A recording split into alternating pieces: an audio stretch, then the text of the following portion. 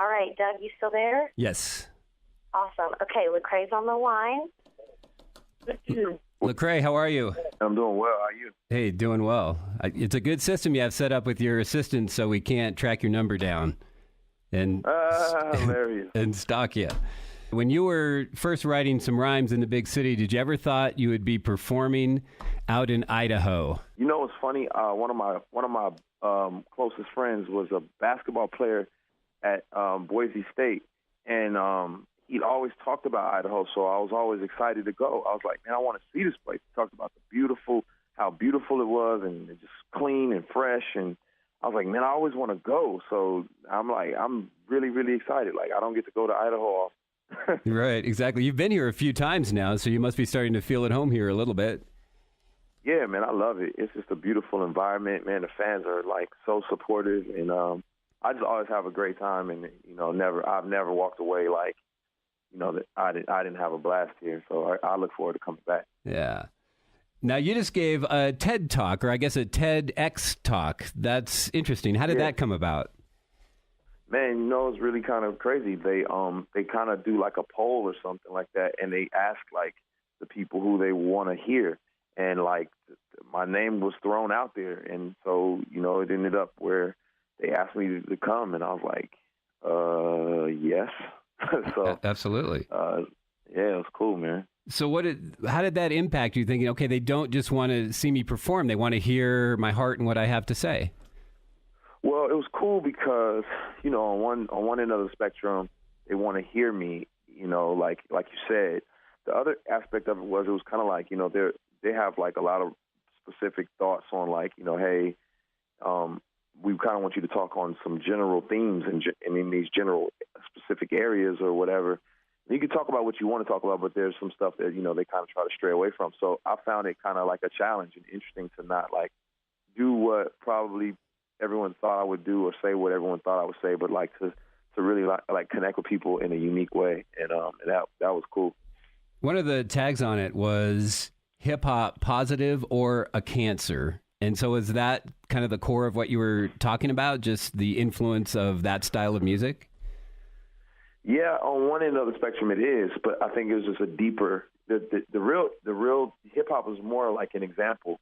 The real issue really comes down to like heroes and villains and how we kind of like quickly write people off as villains, or like without even really thinking about a person's life, like say, oh, that's a hero, and just like looking at how complex we are as humans and how none of us really have it all together, and just kind of like checking, some of our like assumptions at the door and really like enjoying who people are and getting to know them.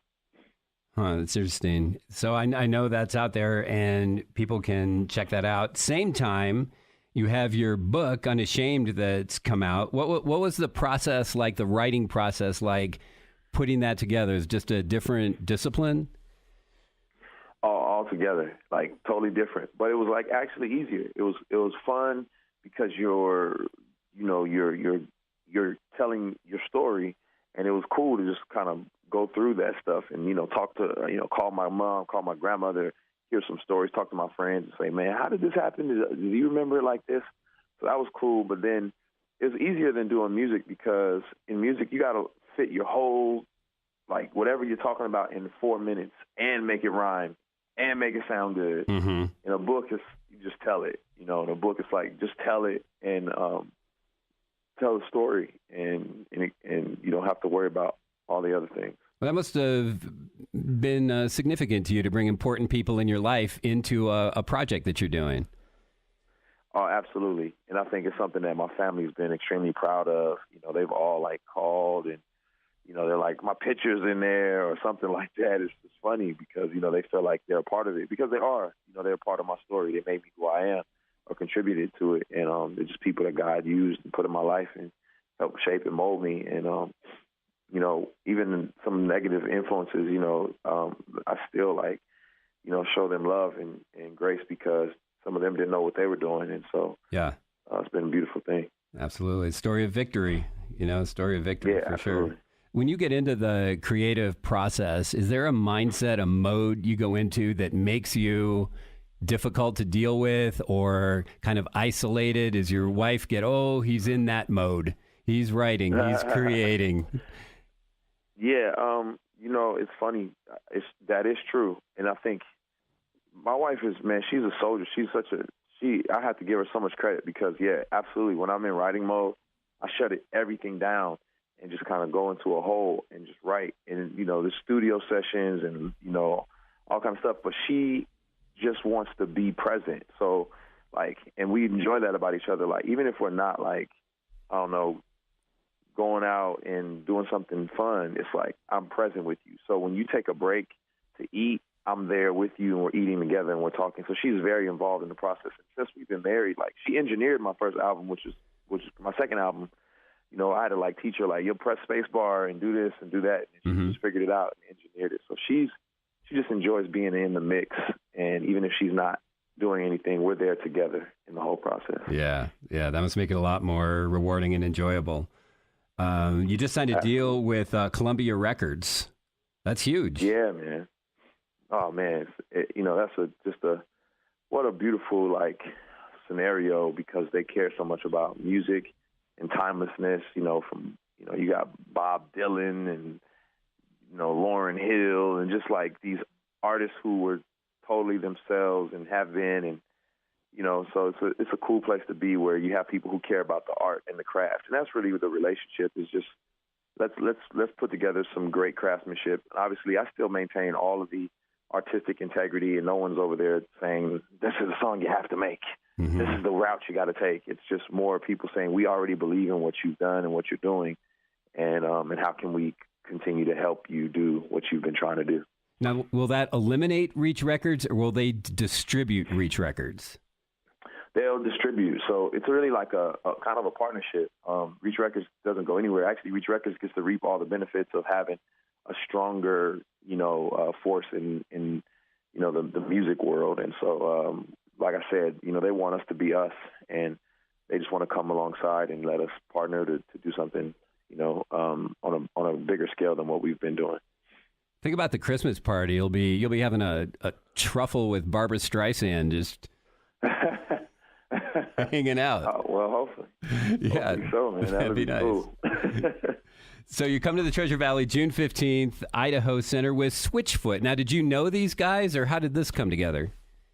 Yeah, man. So I did. Those are some of my favorite people in the world. They're just a group of amazing guys who have such a unique perspective on life, on art, on music. And we met years ago, actually. I actually met them in New Zealand, and we just had a panel discussion, and everything that John Foreman was saying, I was like, yes, that's exactly how I feel about it. And then we would just keep on connecting on different points.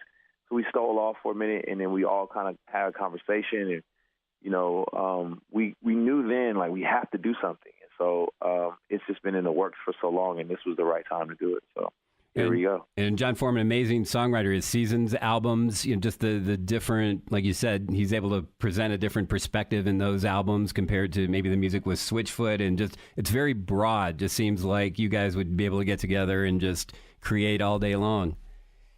Oh man, I'm telling you, it's Candyland. I can't wait. Will you be performing together on stage, or does that give stuff away, or is it going to be two separate acts? Hey, I guess we'll just have to wait and see, won't we? We'll have to wait and see.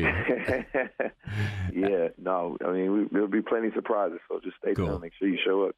All right, absolutely. Anything more on the long term that you've got coming up that you're just kicking around in your head you'd like to do? On a long term, the book was a big deal. I was glad to get that done and get that out there. That was really for fans and just people out there who are struggling. By God's grace, it recently became a New York Times bestseller. So I'm like, man, I don't even know what the heck to do. I'm just in awe of everything happening. So I think right now, man, if I'm honest, I just want to be daddy for a little while. There you go. Husband for a second. Now tell us about your kids. You have one or two right now? Kids. 3 kids. Yeah, I got 3. Yeah, 3 kids. They're all little. My oldest is 8, and my youngest is 4, and just they're, man, just my inspiration.